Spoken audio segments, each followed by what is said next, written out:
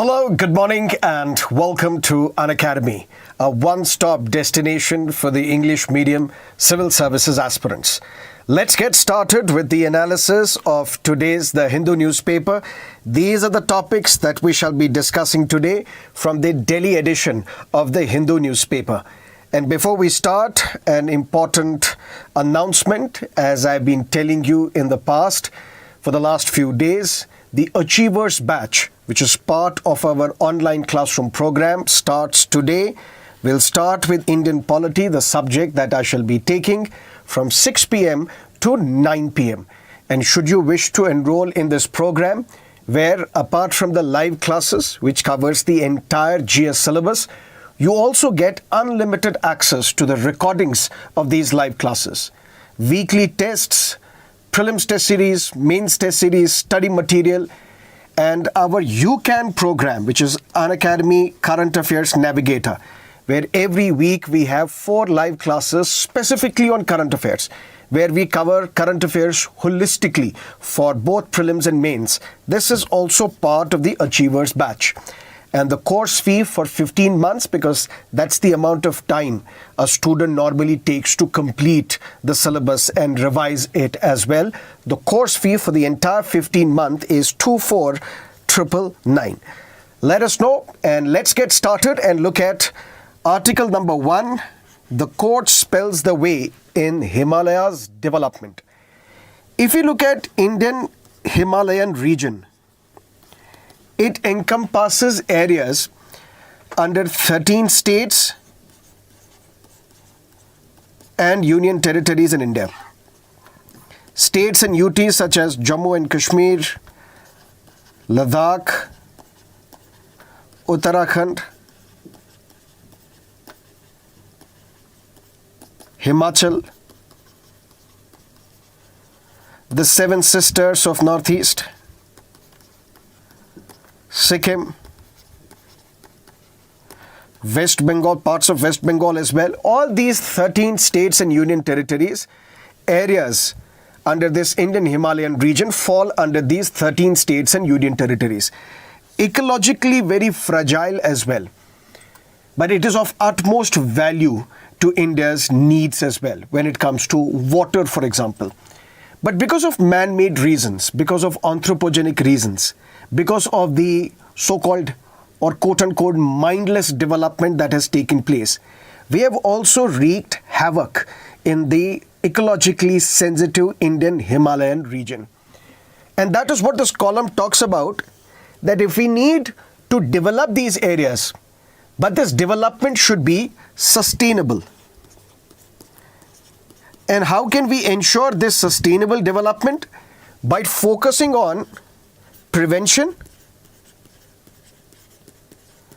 and by focusing on resilience as well. Long story short, we need to factor in disaster management principles when we plan developmental activities in this ecologically fragile Indian Himalayan region. Which means first we need to ensure that we prevent these disasters, whether it is cloud burst, whether it is the flash floods. Environmentalists have been for a long time complaining that these are not natural phenomena only. This has also got to do with the mindless, unplanned development that has taken place in this area. Look what is happening in Uttarakhand, what has happened in Himachal and in other areas. So we need to ensure that you are not filling the rivers and ponds. We need to ensure that we are not felling large number of trees, because of which the soil underneath becomes weak and it makes a potential case for landslides. So we need to ensure that there are areas which can withstand such developmental practices, setting up of hotels, setting up of construction activities. So we need to first prevent. And at the same time, whatever constructions we plan for, they should be resilient to these natural disasters as well. They should be resilient to these flash floods as well, so that we can minimize the impact of these natural disasters or man-made disasters on the lives and property of the people. But this column also talks about a very important case known as, and this case involved the protection of Great Indian bustard. And it is because of this Supreme Court order in this Great Indian Bustard case that Supreme Court said, right against adverse effects of climate change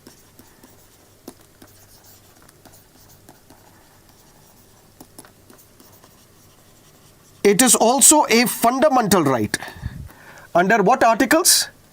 Under Articles 14 and Article 21. But now listen to me carefully. When we look at the Constitution of India, for example, Article 48, capital A, which is part of Directive Principles of State Policy, which imposes an obligation on the state that you have to take steps to ensure that our environment is protected, that our wildlife is safeguarded. This is a directive principle which originally was not part of the Constitution.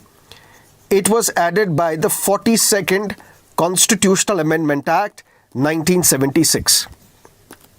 And this is something that you need to remember because previously also a question was asked in the prelims examination.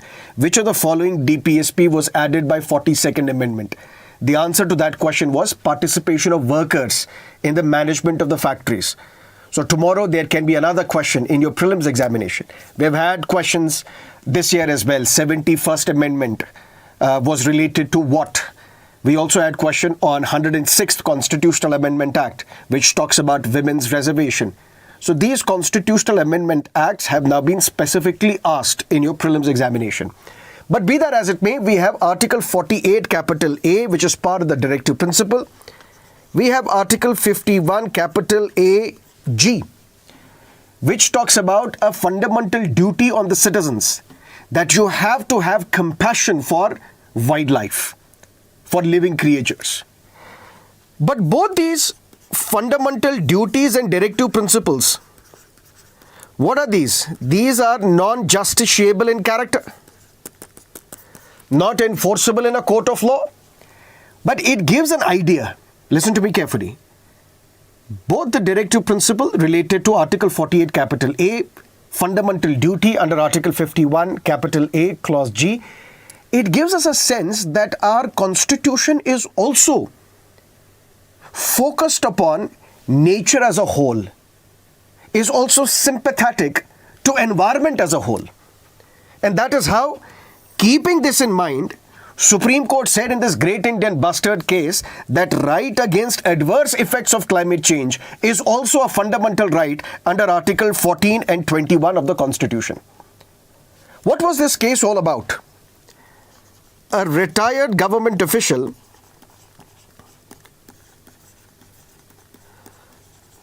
approached the Supreme Court.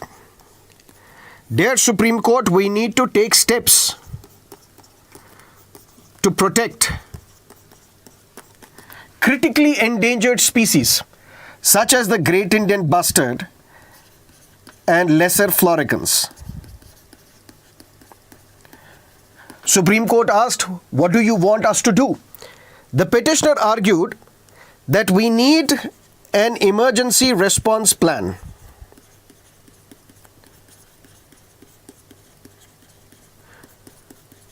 to ensure that we protect the Great Indian Bustard and lesser floricans. The court asked, but exactly how? We basically want, and you should issue order to dismantle solar panels, wind turbines, and there are overhead electric transmission cables.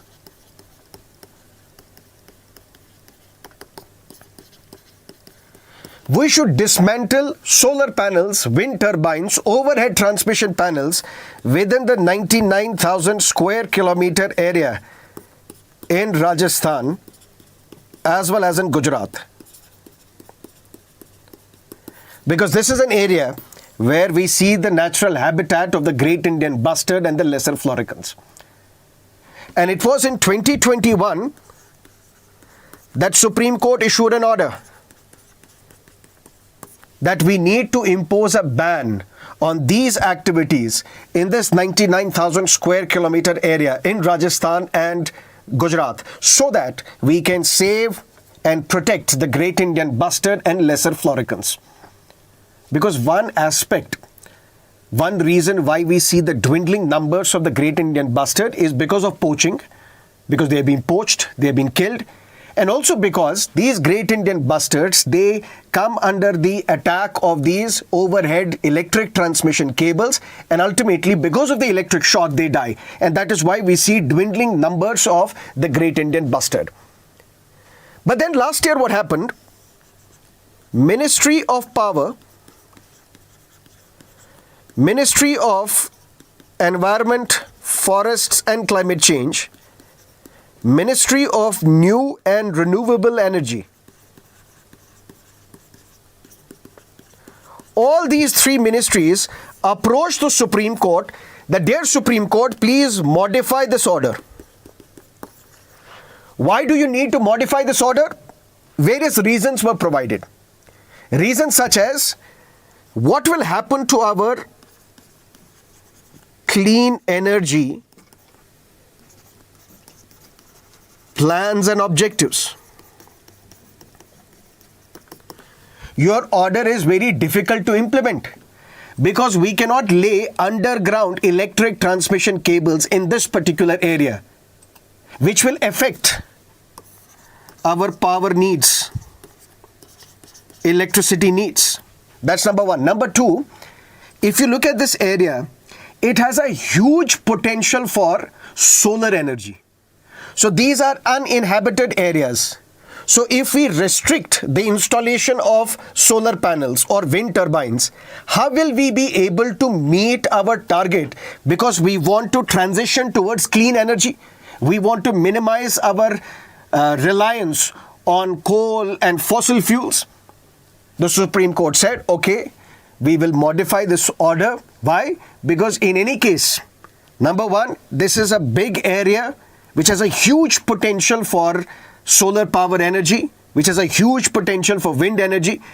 And in this case, if we restrict it, if we impose limitations on you, it will affect India's energy security needs, our goals to ensure that we transition from fossil fuels to clean energy.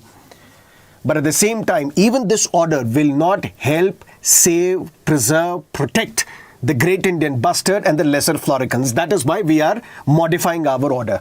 But in the same judgment, the Supreme Court also said right against adverse effect of climate change is also a fundamental right. But because of this fundamental right, nothing basically changes. Why? Because to implement this fundamental right, we need a law. So what are you talking about? Article 17 says untouchability is abolished and its practice in any form is forbidden. Article 23 talks about prohibition of traffic. Article 24 talks about prohibition on child labor. But these fundamental rights can be implemented only when there is a law. So the law should criminalize those who practice untouchability. Law should criminalize those who indulge in traffic, buying, selling of men, women and children like goods.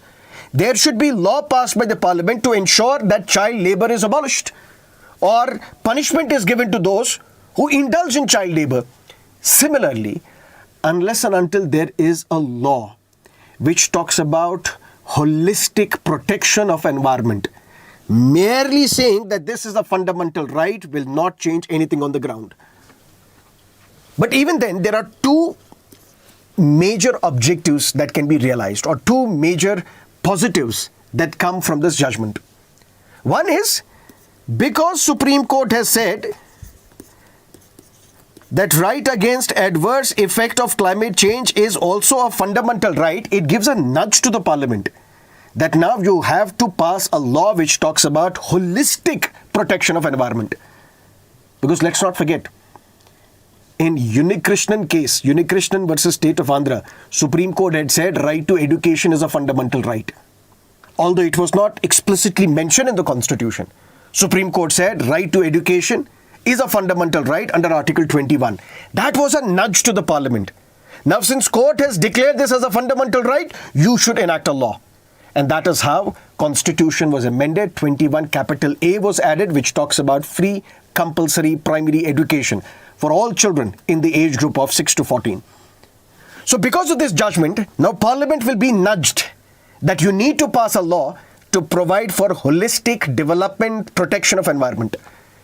And second, it gives citizens, you, me, all of us, an opportunity to approach the court when this particular fundamental right has been violated. And that is what the author is also trying to convey.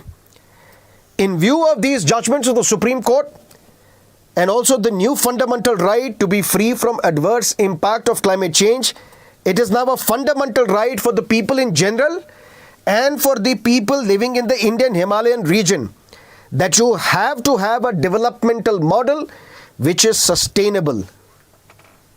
If not, then you can approach the court as well. But that's not the only point. If we look at Constituent Assembly, which debated our constitution, which enacted a constitution for all of us, there was a debate on Article 297 as it exists in the current constitution. It says all resources under the land, let's say all lands, minerals, resources that are to be found underneath the ocean within the territorial waters of India. All these lands, minerals, resources are to be vested with Union Center. There was a debate in the Constituent Assembly where one member of the Constituent Assembly said we must have the right over water. Everything that is within the water and water itself. What am I trying to convey? When it comes to all resources, lands within the territorial waters underneath the ocean, the power to regulate it, to commercially exploit it, that is vested with the Union.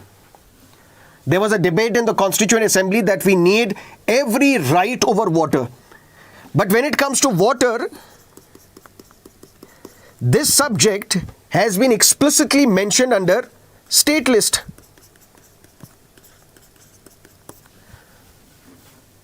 But when we understand or try to understand the Constitution, we get a sense that Constitution looks at this term water in terms of irrigation, in terms of water storage. So this is very confusing. What are you trying to convey? Just be patient with me for 2 minutes. I'm trying to raise another important point.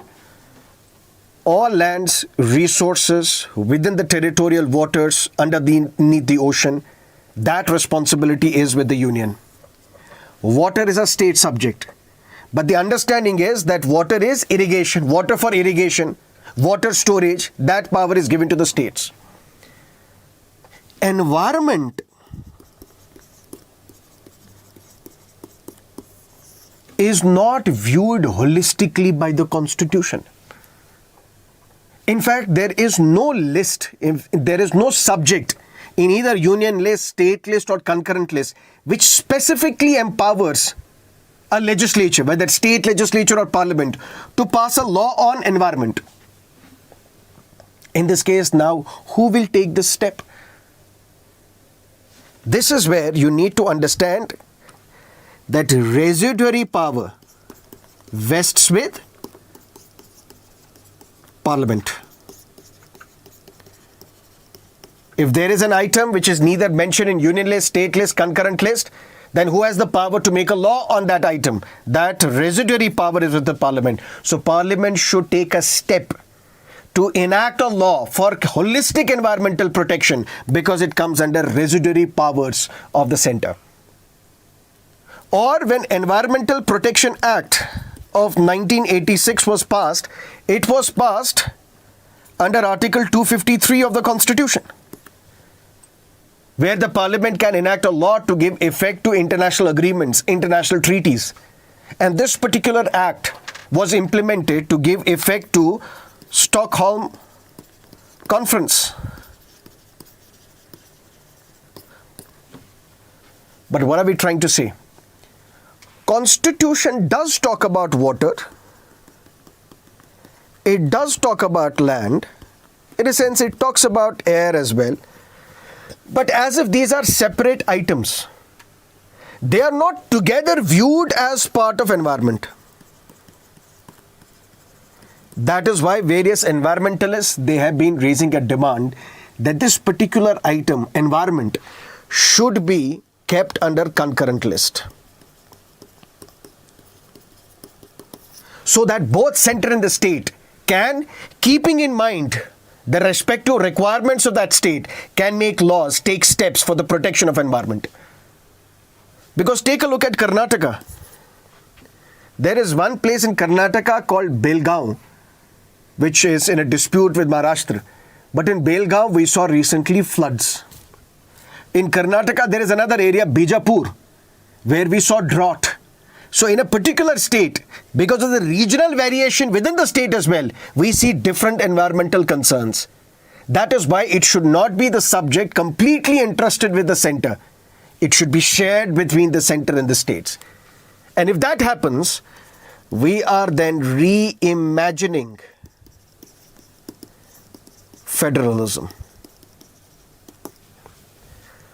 Long story short, to recap, this Indian Himalayan region, which encompasses 13 states and union territories, ecologically fragile because of man-made factors, anthropogenic factors, unplanned development, it is causing destruction to this important piece of our environment. And since the Supreme Court has said right against adverse effect of climate change is a fundamental right, for that we need a law. And to enact this law and keep environmental protection at its core, we need to reimagine federalism, where this power should not be given entirely to the center, but should be shared between center and the states. That's why here is a question that is on your screen.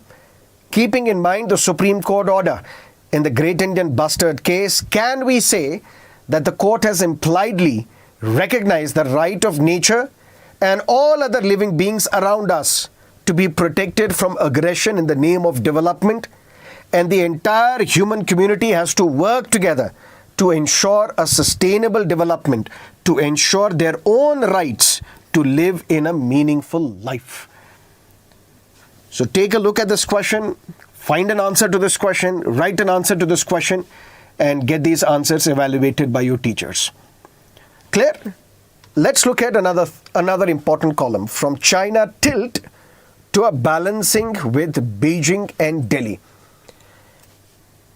If you look at India and Maldives, the India-Maldives relations have had their own ups and downs. If you look at India, India is almost always the first responder to any crisis that happens in Maldives. Whether it's a political crisis, whether it's an environmental crisis, whether it is a humanitarian crisis. How? Let's not forget 1988. Operation Cactus. President Gayoom, Mohammad Gayoom, was the president of Maldives. He ruled Maldives for close to 3 decades. But this president also faced 3 coup attempts. And the third one would have been almost successful in 1988 if it was not for India's help. Because in this 1988 coup, what happened? A businessman in Maldives took the militant personnel, mercenaries, from People's Liberation Organization of Tamil Eelam, which was a Sri Lanka-based militant organization. This businessman in Maldives took help from this organization so as to enact a coup and want to capture power in Maldives. Rajiv Gandhi was the Prime Minister. Indian military launched Operation Cactus, killed these mercenaries. Some of them were arrested as well. And ultimately, President Goyum continued to hold his writ on the government. Not just that. If it is the political crisis that happened in 1988, the Indian Ocean tsunami of 2004, or the water crisis that Maldives faced in 2014, or the COVID-19 pandemic of 2020. In all these areas and in all these instances, India played a very important role in helping, assisting Maldives. But then something else happened. What happened is basically one opposition political party and their leaders, they started a campaign called India Out. Previously, Mr. Yamin was the president, and he was considered to be pro-China, anti-India. But then the government shifted to Mohammad Ibrahim Saleh. He was considered to be in favor of India, good relations with India, not decidedly pro-China. But now we have Mr. Muizu, who is the president of Maldives. He played a pivotal role in this India Out campaign, won the elections, and then forced the government of India that you should withdraw your military personnel from Maldives. Because at one point, after the coup of 1988, after the attempt of coup in 1988, India gave 2 Dhruv helicopters to Maldives. Close to 75 military personnel were stationed in Maldives to operate the Dhruv helicopters as well, technicians. But now President Muizu, because of India Out campaign, is asking India to withdraw these 75 personnel. We don't need them. And ultimately, India had to abide by this and replace these 75 military personnel with civilian personnels.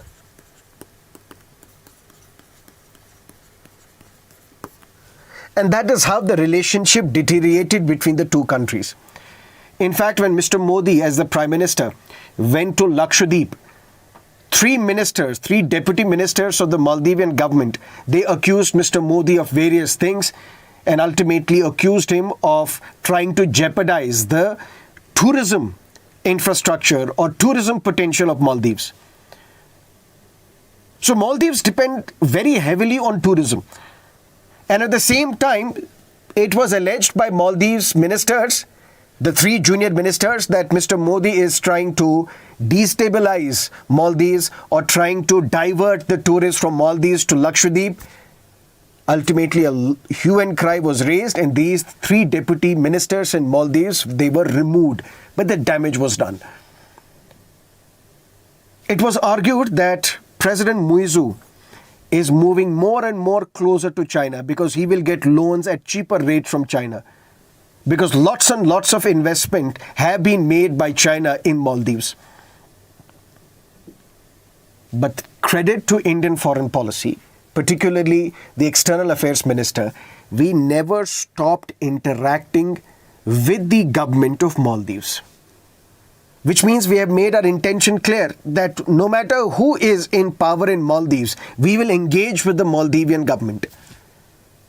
And that is what this column talks about. From China tilt, where Maldives was tilted towards China, now the policy is that it is trying to balance India and Beijing. When Mr. Modi was sworn in, leaders from various countries participated in that swearing in. They were attending the swearing in, and one such attendee was President Muizu of Maldives.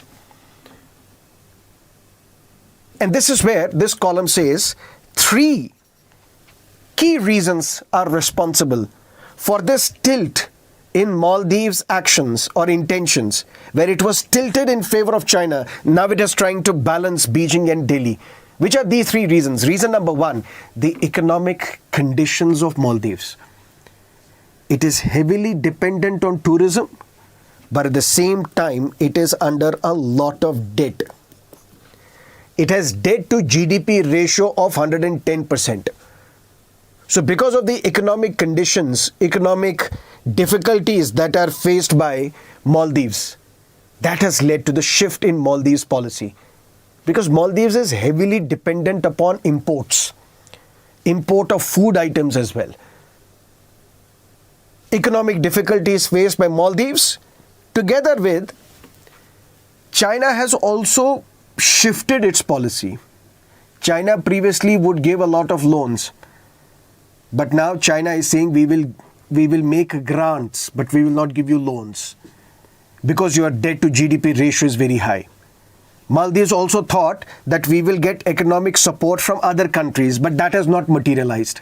So look at the problems faced by the Maldives government. One, economic difficulties. Second, shift in China's policy. It used to give a lot of loans, but now is saying we will give you grants because your debt to GDP ratio is very high. Other countries were sought to provide economic aid and support to Maldives. That has not happened. And then signal from India as well, calling Mr. Muizu for the swearing in.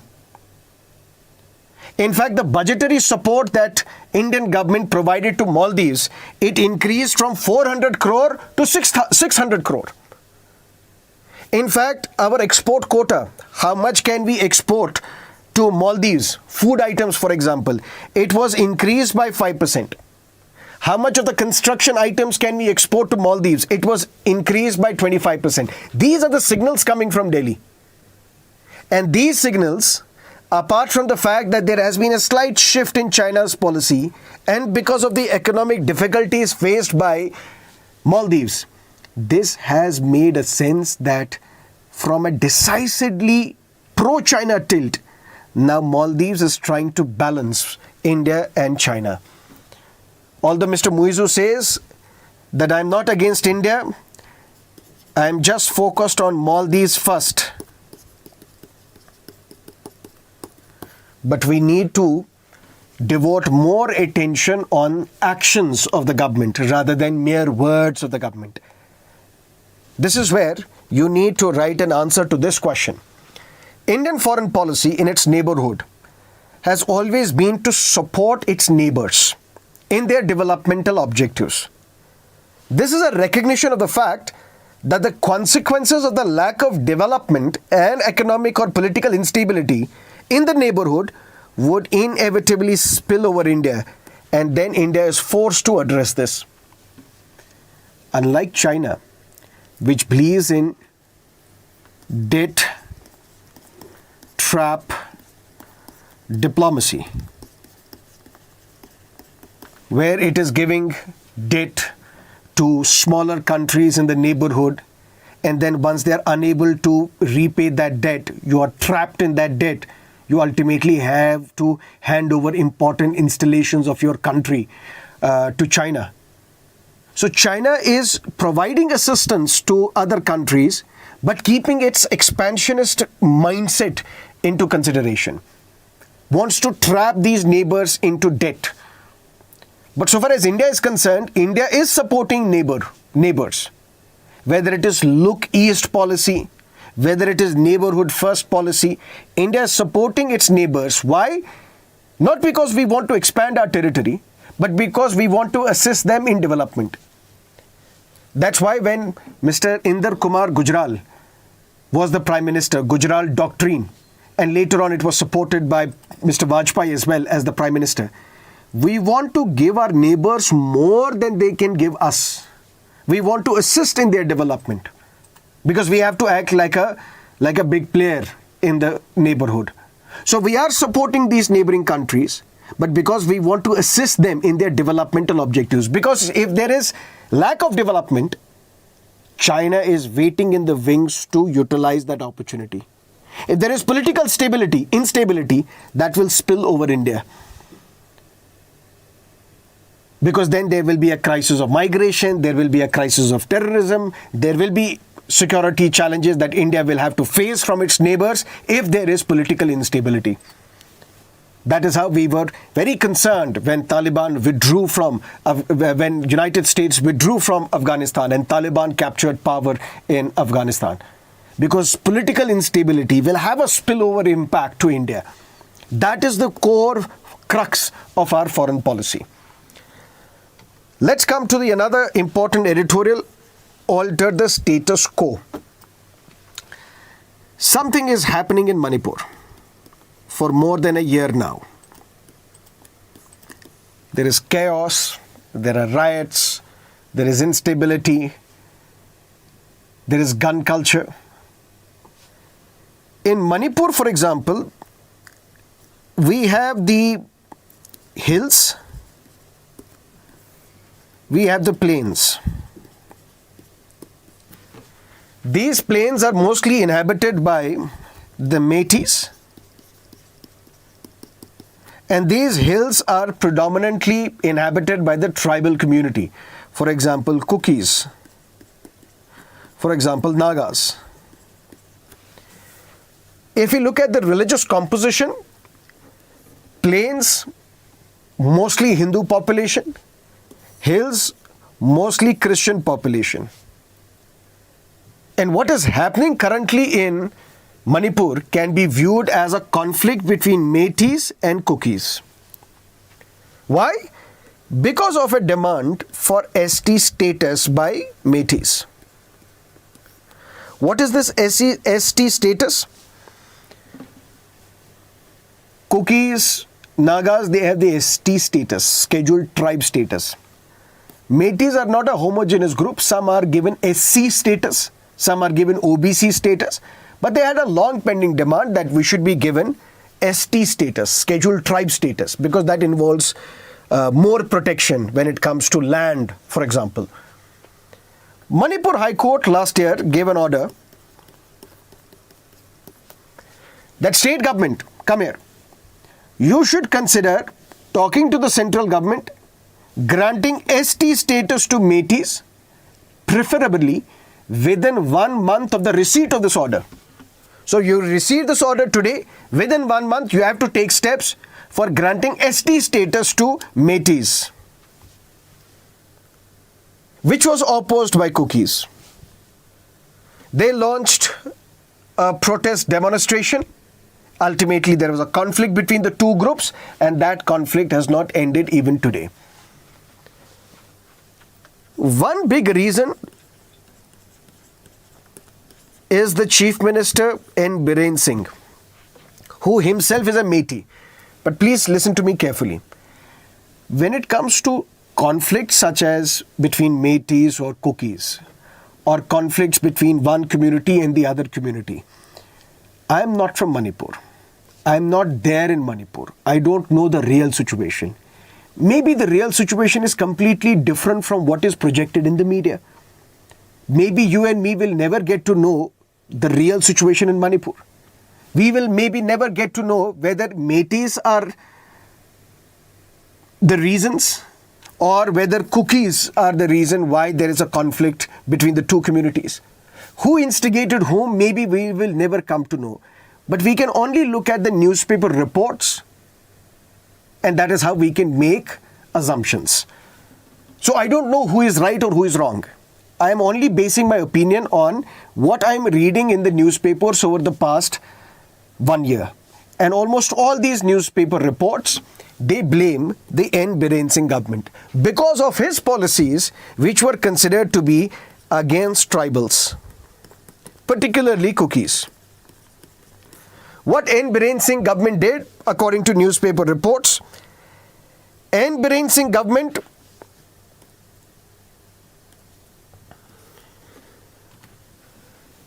first what they did, they tried to clear land encroachment.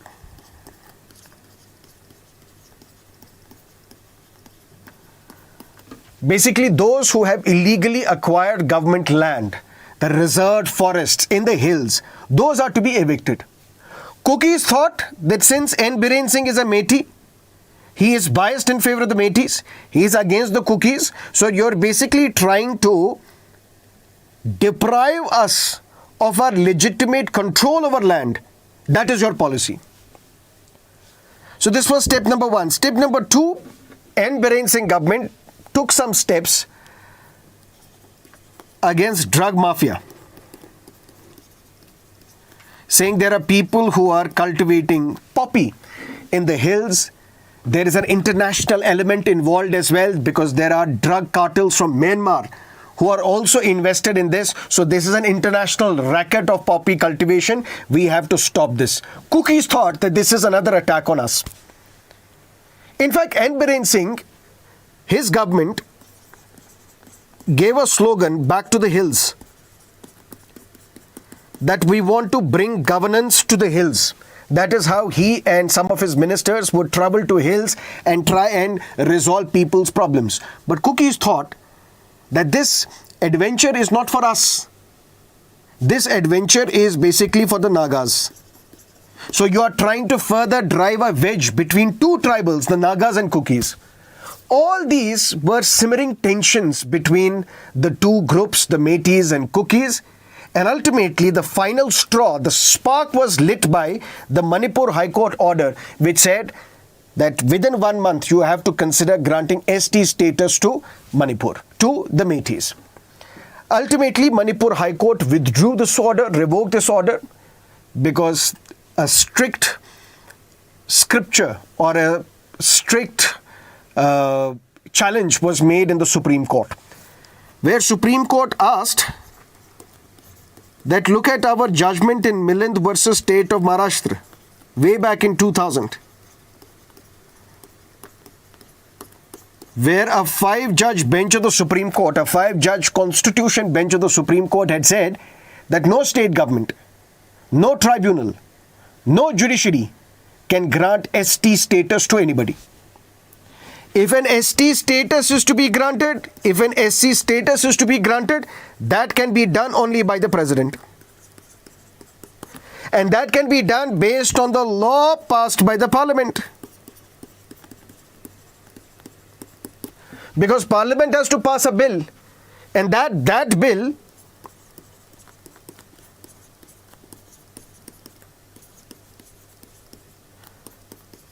will have to be notified, which basically the president will have to modify this constitution SC-ST order of 1950. Long story short, if a group is to be included in the list of SCs and STs, or a group is to be removed from SC and ST list, that cannot be done by the state government. That cannot be done by the judiciary. That cannot be done by the tribunal. That can only be done if parliament enacts a law. And basis that law, the president will modify this order, maybe add a community to a list or remove a community from the list. This cannot be done by the state government. This cannot be done on the orders of a high court or any court for that matter. But then now, even if this order was revoked, there is still tension between the two communities. And because of these riots, some people from both hills as well as plains, they took law in their hands. They started confiscating weapons from the constables. And now these weapons are used to kill each other. So there is chaos in Manipur. When the Lok Sabha elections were held, both the inner Manipur and outer Manipur constituency, both were won by the Congress. In fact, in Manipur, which to me is the fit case for a president's rule, because there is breakdown of constitutional machinery. But there is something called Article 335 of the Constitution.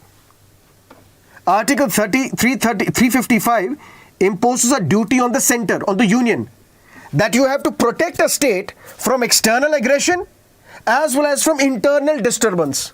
So who has the responsibility to prevent internal disturbance in Manipur? That responsibility is with the union. But this, some people say, although Article 355 has not been explicitly imposed in Manipur, but still the decisions are taken by the Home Ministry. In fact, there was one meeting to discuss the security challenges in Manipur where Chief Minister N. Biren Singh was not invited. This editorial basically says that maybe there has to be a decisive change, basically calling for the resignation of N. Biren Singh.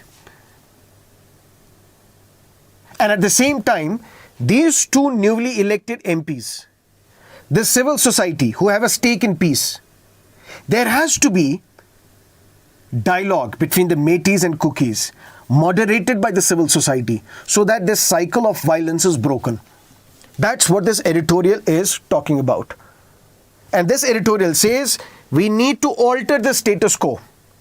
Right now there is conflict, and everybody seems to be as if we are okay with this conflict. This newspaper article says Prime Minister has been barely involved even to seek a humanitarian pause on what is happening in Manipur. So we need to alter the status quo, but this conflict calls for a decisive change, maybe the resignation of the Chief Minister, or have more dialogue between Metis and Cookies, brokered by the civil society. That's what you need to understand from this topic.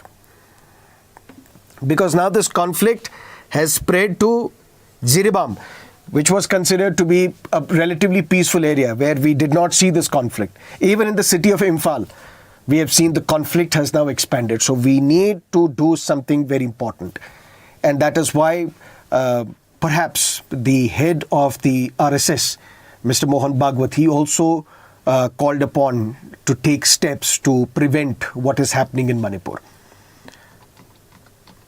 Let's look at another important article on the text page, the NITI Aayog's project in Great Nicobar. March 2021. The NITI Aayog is revealing a plan, and this plan is a 72,000 crore holistic development plan for Great Nicobar. And this plan would be implemented by whom? Would be implemented by a body called Andaman and Nicobar Islands Integrated Development Corporation. What is part of this plan? Part of this plan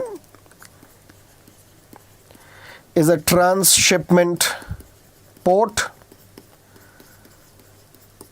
an international airport, a power plant, a township. All this is to be developed. When we look at Andaman and Nicobar Islands, and there are hundreds of islands in this Union Territory, Andaman and Nicobar, the southern tip is what is called the Great Nicobar. And there is a 72,000 crore plan to develop this Great Nicobar, which includes setting up, constructing a transshipment port. Basically, when cargoes are moving from the source to the destination, from origin to the destination, you need to unload cargo as well.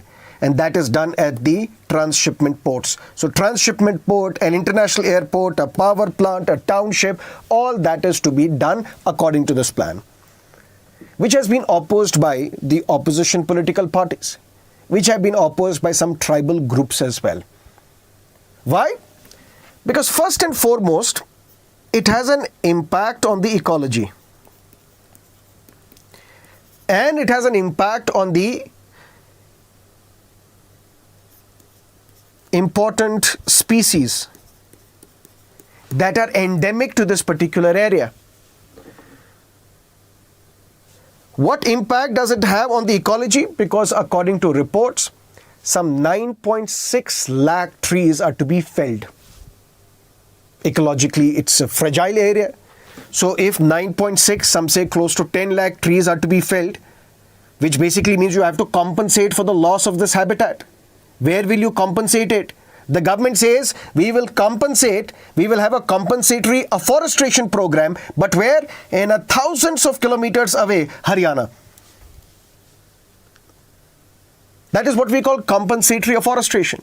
If you have to destroy the forest, fell the trees in a particular area, you need to compensate for this loss by planting trees at some other area. But in this case, you are saying that we will fell 9.6 lakh trees in a completely different ecosystem in Great Nicobar, and we will compensate for it by planting trees in a completely different ecosystem thousands of kilometers away in Haryana. This is an environment which is covered with lush rainforests. And there are some important species that inhabit this area. For example, we have the giant leatherback turtle. And this giant leatherback turtle, I'll mention it here.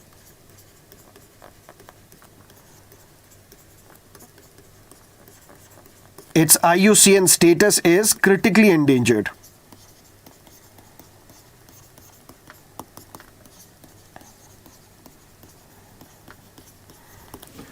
So this is a forest, densely forest, at the same time covers important species such as leatherback turtle, the Nicobar megapode, the Great Nicobar crake, the Nicobar crab-eating macaque, so on and so forth. So by construction activities, you will be destroying this ecosystem. That is challenge number one. That is criticism number one. Criticism number two, what about the tribal communities?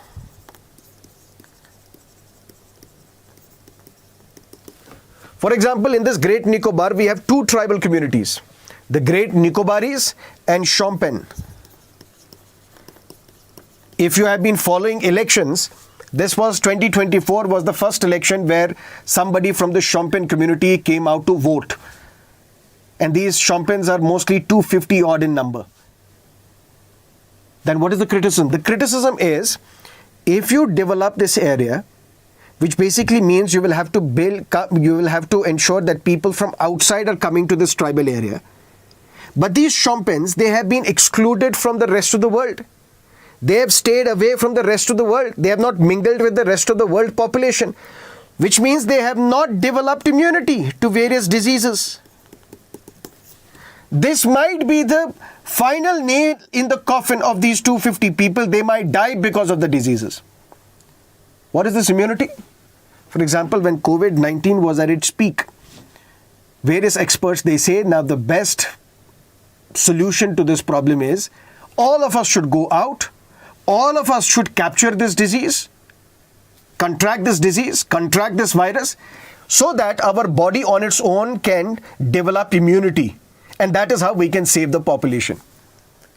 Once you are exposed to a disease, your immune system will have some antibodies released, which will ensure that next time the same virus or same bacteria will not affect you. But these Shompens, they have been away from the public glare. They have been away from the rest of the population since time immemorial. They are the hunter-gatherer, part of the hunter-gathering societies. If development comes to this area in the form of people coming as construction workers, in the form of people coming to implement this project, it will cause destruction to these Shompens. And at the same time, this transshipment port, do you know where it is being proposed? It is proposed in an area which is a giant breeding space for this leatherback turtle. But then we have the flip side as well. We have the other side as well. If you look at this Great Nicobar, it is very close, less than 100 kilometers from the Malacca Strait, which is a very important route of goods moving from Indian Ocean to South China Sea. So if we need to have our strategic commitments, if we want our strategic depth in this area, then we have to do this. We have to set up this transshipment port. We need airport. We need these power plants, townships, because we have to meet our security situation as well, security reasons as well. But this is what this editorial also talks about. Editorial says, without consultation, center should not embark on this infrastructure project. The Union Tribal Affairs Ministry has now decided that we will look into who gave forest clearance to this particular project. In fact, there have been some tribal communities which have also been opposing this. Political parties in the opposition will obviously oppose this. Ultimately, National Green Tribunal has also tasked a committee which is headed by the Secretary of Environment Ministry, and it will have to submit a report how these forest clearances were given. But whatever that report is, we don't know because that is not public. Without transparency, it would be foolhardy for the government to attempt such a massive upheaval of islands, and it should not, with the new mandate, with its new mandate, immediately correct course. So without consultation, this editorial says you should not go ahead with this developmental project. On one hand, development for our security as well. On the other hand, development for whom and at what cost? By felling 10 lakh close to trees, by destroying the fragile ecosystem, by impacting the species, by impacting the tribal community. That remains to be seen how the government will respond. Let's now look at some of the prelims focused topics. The first one, JP Nadda named leader of House in the Rajya Sabha. This post, leader of House, please keep in mind, is not mentioned in the Constitution. Where is it mentioned? It's mentioned in Rules of Procedure in both Lok Sabha as well as Rajya Sabha. Who is the leader of the Lok Sabha? Who is the leader of the House in Lok Sabha? Prime Minister, if Prime Minister is a member. Else, a senior minister nominated by the Prime Minister. Who is the leader of the House in Rajya Sabha? Prime Minister, if Prime Minister is the member. Else, a senior minister nominated by the Prime Minister. For example, Mr. Modi is the leader of the House in Lok Sabha. Why? Because he is the Prime Minister. And since you are the Prime Minister, you are the member of the Lok Sabha, you are the leader of the House. And he was the leader of the House from 2019 as well, from 2014 as well. But prior to that, Dr. Manmohan Singh was the Prime Minister. But Dr. Manmohan Singh was not from Lok Sabha. Dr. Manmohan Singh represented the state of Assam in Rajya Sabha. So Dr. Manmohan Singh was leader of House in the Rajya Sabha because you were the member of the Rajya Sabha. Initially, Pranab Mukherjee was the leader of the House in Lok Sabha because the Prime Minister was not from Lok Sabha, and a senior minister nominated by the Prime Minister was the leader of the House in Lok Sabha. Then when Mr. Pranab Mukherjee became the president, Sushil Kumar Shinde was appointed as the leader of the House. And this post is mentioned in the Rules of Procedure in Lok Sabha as well as Rajya Sabha. We had Mr. Piyush Goyal as the leader of the House in Rajya Sabha. But now Mr. Piyush Goyal is a minister, but he is part of the Lok Sabha. He has got elected from a constituency in Mumbai to Lok Sabha. Now he has been replaced with Mr. JP Nadda, who is the member of the Rajya Sabha and is going to be the leader of the House in Rajya Sabha. What is his role? Listen to me carefully. Sometimes there can be a secret sitting of a house. Secret sitting of the House, for example, what is happening in Parliament right now, you and me can see by watching Sansad TV. There are media men, press persons who are part of the proceedings of the Parliament. They visit the Parliament, witness its proceedings. But if there is a secret sitting, there won't be the live telecast or even the recorded telecast of this session. All outsiders will be non-members will be moved out of the Parliament. So a secret sitting will be conducted where something important is to be discussed concerning national security, for example. This secret sitting is called by the presiding officer, can be the speaker in Lok Sabha, chairperson in the Rajya Sabha, after consultation with the leader of the House. That is his role. Second role is, since 1996, this leader of the House in Rajya Sabha has been invited as a special invitee to Business Advisory Committee. Business Advisory Committee, which is headed by the chairperson in Rajya Sabha, speaker in Lok Sabha, which decides how the bills will be taken up for discussion, how much time will be allocated on a particular bill, how much time will be allocated to different members of the parliament to speak on this particular bill. All that is decided by Business Advisory Committee. And since 1996, the chairperson of the Business Advisory Committee in Rajya Sabha will invite the leader of the house to present his point of view on how the government business will be carried out. That is the role of the leader of the house in Rajya Sabha, leader of the house in Lok Sabha as well. Clear? Let's look at something else. Kerala House passes resolution to rename the state Keralam. 1999, I think, or 1998. The left front government in Bengal proposed the name Bangla for West Bengal. It was rejected by the centre. Then came Mamata Banerjee as the chief minister in 2011-2012. She proposed the name of Paschim Banga for West Bengal. It was rejected. Then again, a couple of years ago, the government proposed the name Bangla. Again, no update on that. It was rejected.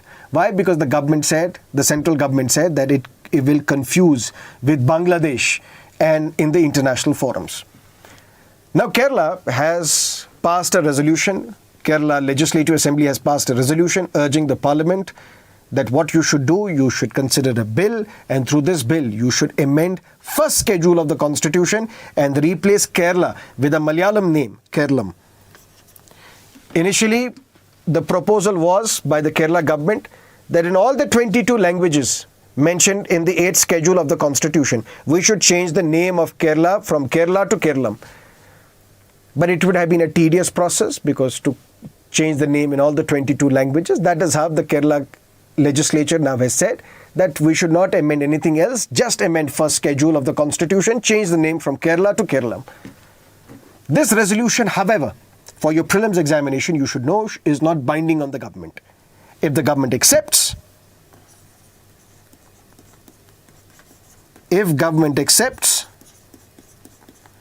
government will have to introduce a bill in Parliament.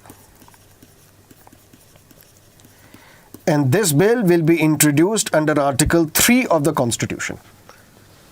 But before the government can introduce this bill in the Parliament, it needs prior approval of the President. And before President can give his approval, this bill has to be sent again to Kerala Legislative Assembly, asking the views of the Kerala Legislative Assembly on this matter. Once these views are taken, the President can give his permission for this bill to be tabled in the Parliament. When Parliament passes this bill should be passed by simple majority. That means majority of the members present and voting. Once this bill is passed, sent to the President for signature, Kerala will change into Keralam by amending first schedule of the Constitution. But please understand, this will not be a constitutional amendment. Because making change to Schedule 1 under Article 3 does not require a constitutional amendment. That is why you can pass an ordinary bill by simple majority to make changes to first schedule of the Constitution. Clear? Which would also mean that you will have to change Schedule 4 as well. Schedule 4, which talks about the representation of states in the Rajya Sabha. Now let's look at another prelims-based topic. A question on this Coffee Board has been asked once in your prelims examination.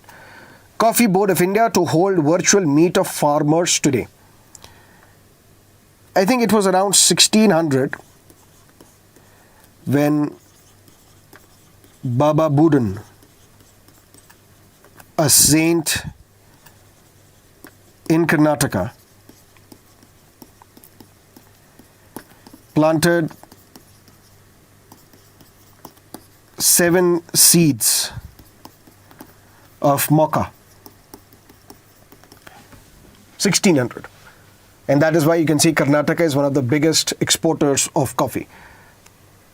And the commercial cultivation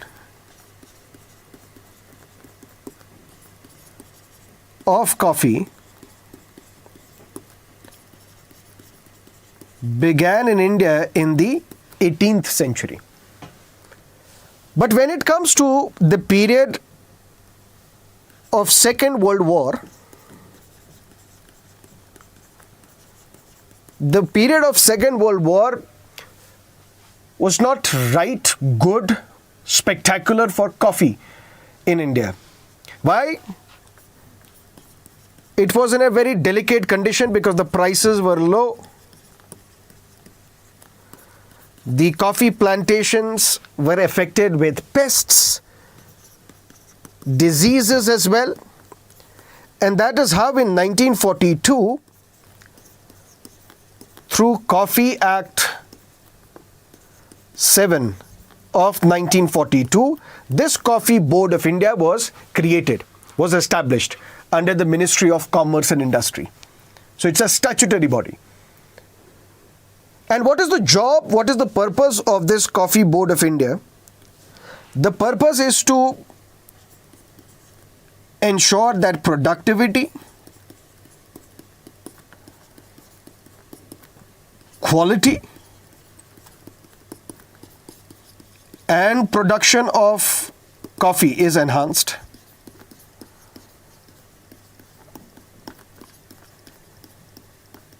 Another important role is to promote exports of coffee.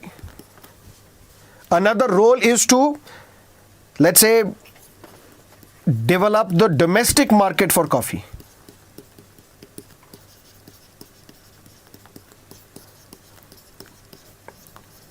So which of the following are the roles and responsibilities of the Coffee Board of India? These three roles you will have to keep in mind. One is to ensure the production, the productivity, and the quality of the coffee. Second, you also need to ensure that the domestic market is created for or developed for the coffee. And third, you will have to ensure that you take steps to promote the export of coffee. That's what you need to keep in mind from this topic. Let's look at the last topic, India, Philippines, rediscovering each other. BrahMos, a game changer. If you look at BrahMos, it is basically a mix of two names. One is Brahmaputra, a river in India. The other is Moskva, which is a river in Russia. This BrahMos is a joint venture, JV, between DRDO, Defense Research and Development Organization of India, and its counterpart in Russia, NPOP. When this joint venture was created, who contributed what to this paid capital? 50.5% was contributed by India, 49.5% was contributed by Russia. And when we look at this BrahMos missile, it is a supersonic traveling at the speed of sound. It's a supersonic cruise missile. And initially its range was 290 kilometers. Why? Because this range was kept like this because of MTCR, Missile Technology Control Regime, which is a group of 37 countries. It was started in 1987 by the G7 countries. Why? Because they wanted, basically now that these countries have missile technology, we have to ensure that no one else gets missile technology. No one else is responsible or proliferates the weapons technology, the missile technology. That is why this regime was created, called Missile Technology Control Regime. And that is why on the directions of MTCR, the range of BrahMos missile, which is a supersonic cruise missile, was kept at 290 kilometers. But then in 2016, India joined MTCR. And that is also thanks to the Indo-US nuclear deal, which was signed between India and United States in 2008. And that's how this apartheid, this nuclear apartheid that we were subjected to, evaporated. And then the range got increased to 450 kilometers. And now there are steps are being taken to ensure that the range increases to 600 kilometers. But be that as it may, in 2022, I'll write it here. In 2022, Philippines became the first country with which, for whom we sold these BrahMos missiles. So became the first customer of these BrahMos missiles. And that is why the envoy of Philippines is saying that India-Philippines is rediscovering each other, and the BrahMos is a game changer. Because the first country with which we had this commercial agreement to sell BrahMos missiles was Philippines. That is it from our newspaper analysis for today. Thank you so much for staying with me. I hope to see you again with another edition of the Hindu newspaper. If you have understood the topics that we covered today, don't forget to like this video, subscribe to our channel if you haven't yet, and share the links of these sessions with your friends and fellow aspirants. Thank you. Bye-bye. All the best.